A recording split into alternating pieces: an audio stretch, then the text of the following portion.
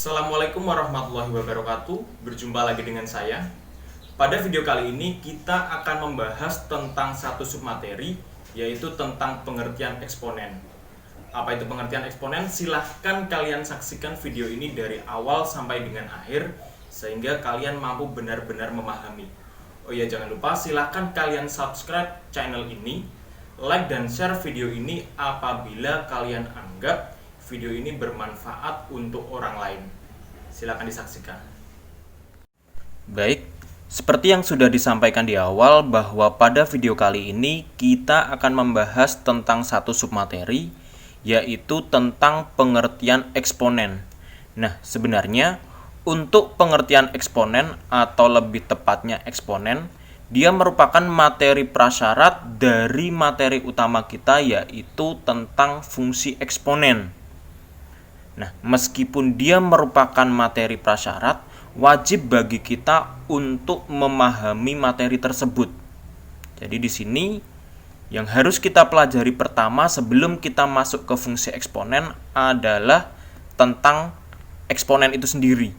Dengan kata lain, submateri yang akan kita bahas pertama ini sesuai yang saya sampaikan di awal adalah tentang pengertian eksponen. Seperti itu. Kita masuk ke lembar berikutnya. Nah, sesuai dengan judul yang bisa kalian baca, yaitu pengertian eksponen. Jadi pada video kali ini diharapkan kalian mampu untuk menjelaskan tentang apa itu eksponen. Atau dengan kata lain, kalian mampu untuk menyampaikan pengertian dari eksponen itu sendiri. Nah, sebenarnya untuk materi eksponen sendiri, kalian sudah pernah mendapati materi itu ketika kalian duduk di bangku SMP. Tetapi ketika kalian duduk di bangku SMP, istilah yang digunakan itu tidak eksponen. Tetapi istilah yang digunakan adalah pangkat. Nah, atau lebih tepatnya yaitu bilangan berpangkat. Nah, ketika kita berbicara tentang bilangan berpangkat, saya yakin banyak di antara kalian yang sudah paham terkait dengan materi itu. Oke, kita coba contoh sederhananya. Contoh sederhananya adalah misalkan saya punya 3 pangkat 2. Nah, ketika kita berbicara tentang 3 pangkat 2 atau 3 kuadrat, saya yakin banyak di antara kalian yang mengatakan, "Pak, itu hasilnya pasti 9." Nah, kenapa bisa seperti itu? Karena 3 kuadrat itu didapat dari 3 dikalikan dengan 3, sehingga didapati hasilnya sama dengan 9. Nah, di sini 3 itu dikalikan sebanyak 2 kali. Kenapa kok bisa dikalikan sebanyak 2 kali? Karena pangkatnya itu adalah, dia punya pangkat yaitu 2. Contoh lainnya misalkan 5 pangkat 2. Nah, 5 pangkat 2 atau 5 kuadrat, saya yakin banyak di antara kalian yang mengatakan 5 kuadrat itu sama dengan 25. Karena apa? 5 kuadrat atau 5 pangkat 2 itu sama dengan 5 dikali dengan 5. Sehingga hasilnya sama dengan 25.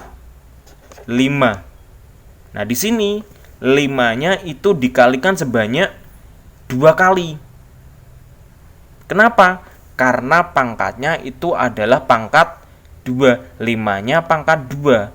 Maka dari itu 5-nya itu dikalikan sebanyak pangkatnya. Pangkatnya berapa? 2. Berarti 5 dikalikan 5 sebanyak 2 kali. Pak, misalkan contoh selain pangkat 2. Kita coba ya. 4 pangkat 3. Nah, sesuai dengan konsep yang bagian atas tadi, yang 3 pangkat 2 dan 5 pangkat 2, kalau kita punya 4 pangkat 3, berarti secara otomatis 4-nya itu nanti dikalikan terhadap 4 itu sebanyak berapa kali? Sebanyak 3 kali mengikuti pangkatnya. Gitu ya. Berarti di sini kita punya 4 dikalikan 4 dikalikan 4. 1, 2, 3 disesuaikan dengan pangkatnya. Berarti 4 kali 4 itu 16, dikali 4 berarti 64. Pak, misalkan yang ada di bawah ini, bilangan yang di bawah ini kita buat negatif. Misalkan kita punya negatif 2 dipangkatkan 3 misalkan. Berarti nanti negatif 2 ini dikalikan terhadap negatif 2 ini sebanyak berapa kali? Karena di sini pangkatnya 3, maka secara otomatis dikalikan sebanyak 3 kali. Berarti kita punya negatif 2 dikalikan dengan negatif 2 dikalikan dengan negatif 2. Kita selesaikan yang bagian depan dulu. Negatif 2 kali negatif 2. Negatif kali negatif hasilnya positif. Berarti tidak perlu kita tulis. 2 kali 2 berarti 4. 4 kali negatif 2. 4 kali negatif 2. Tadi positif dikali negatif, maka hasilnya adalah negatif 4 kali 2. Berarti kita dapati 8. Sehingga kita punya negatif 2 dipangkatkan 3, yang dalam perhitungan berarti negatif 2 itu dikalikan dengan dirinya sendiri sebanyak 3 kali, hasilnya adalah negatif 8. Nah, berdasarkan perhitungan pertama, kedua, ketiga, dan keempat ini, kalau pada bagian bawah ini misalkan kita buat menjadi variabel A, terus pangkatnya kita misalkan dengan huruf N, berarti A pangkat N. Berarti nanti A-nya ini dia akan dikalikan dengan dirinya sendiri sebanyak, kita lihat pangkatnya. Pangkatnya siapa? N, berarti sebanyak N kali. Atau bisa kita tulis A dikalikan dengan A, dikalikan dengan A, dikalikan dan seterusnya. Nah, banyaknya perkalian A ini sebanyak berapa kali? Sebanyak N kali, seperti ini. Nah, dari pernyataan ini, maka sebenarnya bisa kita buat sebuah pengertian umum dari eksponen itu sendiri. Kita lanjut pada lembar berikutnya. Nah, dari pernyataan tadi, maka bisa kita buat sebuah pengertian umumnya. Pengertian umumnya seperti apa? Jadi gini. Misalkan dipunyai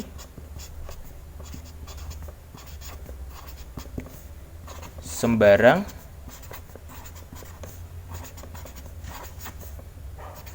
bilangan real A. Jadi misalkan kita punya itu sembarang bilangan real A. Jadi A ini nanti bisa kita ganti dengan sembarang bilangan real berapapun. Dan bilangan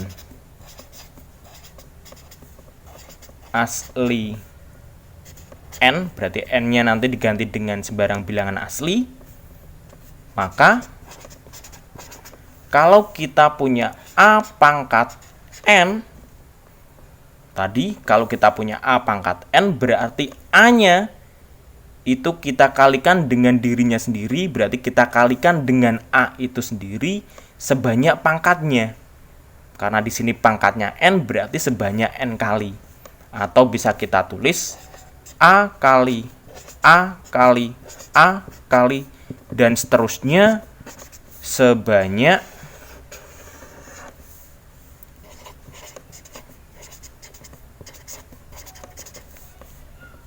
N kali. N itu siapa?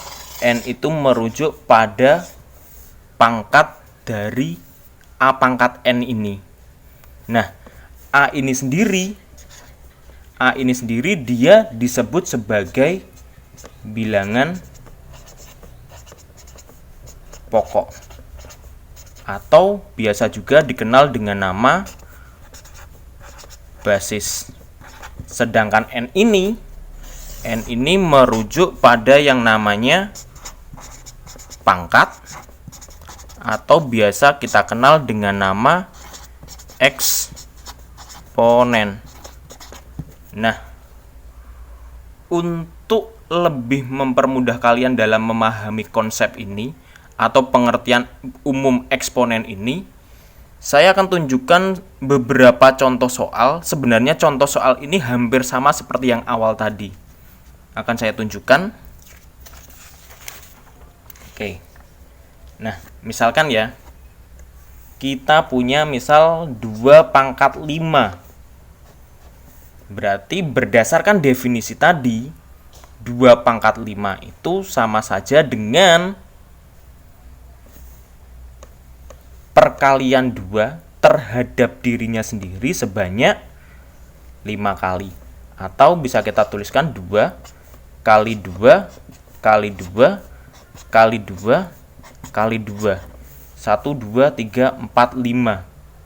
Ada 5. Kenapa 5? Karena disesuaikan dengan pangkatnya. 2 kali 2, 4. 4 kali 2, 8. 8 kali 2, 16. 16 kali 2 sama dengan 32. Sehingga kita dapati 2 pangkat 5 itu sama dengan 32. Didapat dari mana? Didapat dari proses ini. Pak, contoh lagi misalkan 5 pangkat 3.